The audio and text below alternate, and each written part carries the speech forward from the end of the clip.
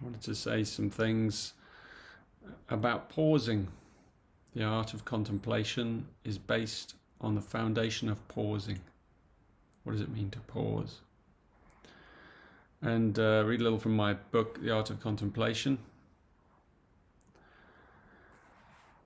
available on Amazon. Creating pauses. A major part of the art of contemplation is to engage your own spirit of creativity. It's up to you how you create more pauses in your day. Pausing is a form of self-discipline, and it takes some time to re-imprint the habit in your life. However, once we've begun the process, it can be fun and revealing. So it's up to you, it's up to us. We have to find the pauses, we have to make them, we have to create them, we have to be quite creative in our thinking. We have to enjoy the process a little bit. It's a bit of a dance. And there are many types of pauses. Pausing does not necessarily mean that you have to stop moving and remain still. This is the real point I'd like to make today. This is only one aspect of pausing.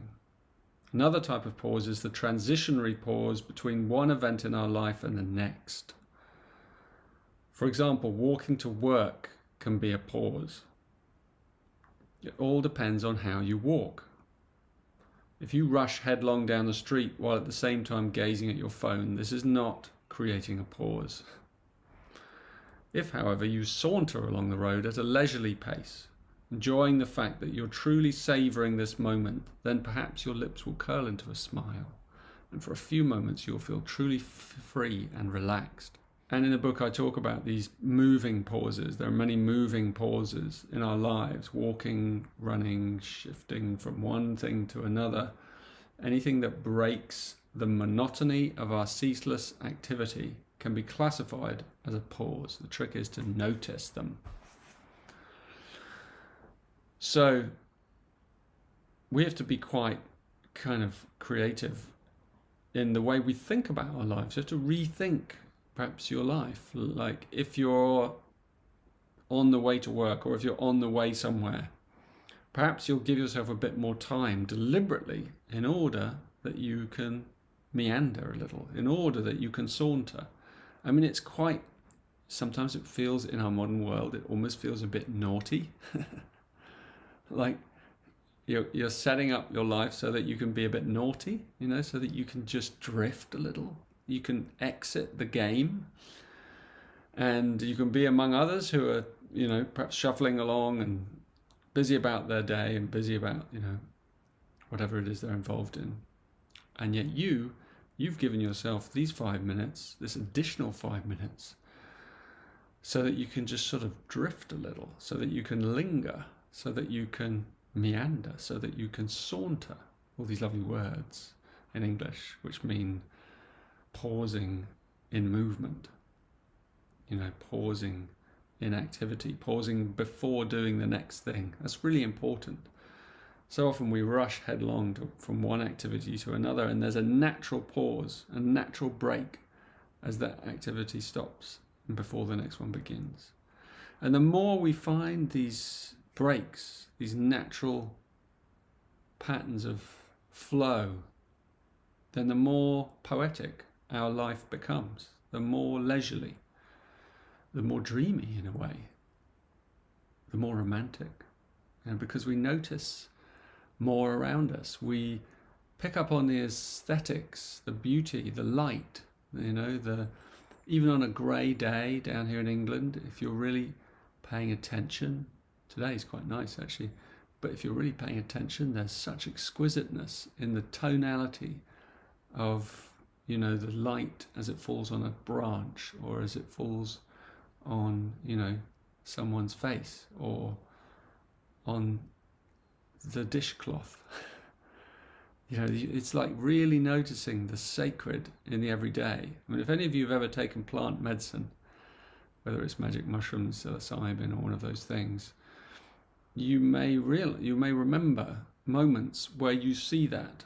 You know, you see, because you're more dialed in, you know, you see in the most mundane things absolute beauty. And this is not something that requires an additional chemistry. This is part of something that we can develop inside us. It's an aspect of our perception that we can enhance through the self-discipline that comes from the art of contemplation. Contemplation is an amazing tool because it is an art. You know, it is not a science, it is an art. And like all art, we have to go back creatively into it anew each day. And we create something, we sculpt our day, our life, according to the poetic laws that we find, that we notice, that we see operating around us. So if you're in the midst of the city and the hubbub and the craziness, there's great, great beauty in the dreariest office, in the greyest, exhausted faces of the train on the way home. You know, it's great beauty if we can look, if we can see it. You know, we just have to pay attention. We just have to come off our screens for a moment and pay attention, and we will see it. And then when we've seen it, we engender a little bit of majesty. We engender a little bit of the memory of the revelation of this is what life is for. This is what it's for. And Gene Keys, the very first Gene Key is beauty. And that's why we're here. We are here first and foremost to model beauty, not necessarily, you know, in like having to look beautiful, but to see it, to perceive it everywhere, behind everything, at work, even in ugliness, even in pain. You know, there's fragments, little moments of beauty. And the art of contemplation teaches us how to see them. And that's what makes it one of the most treasured and overlooked of arts, of all the arts.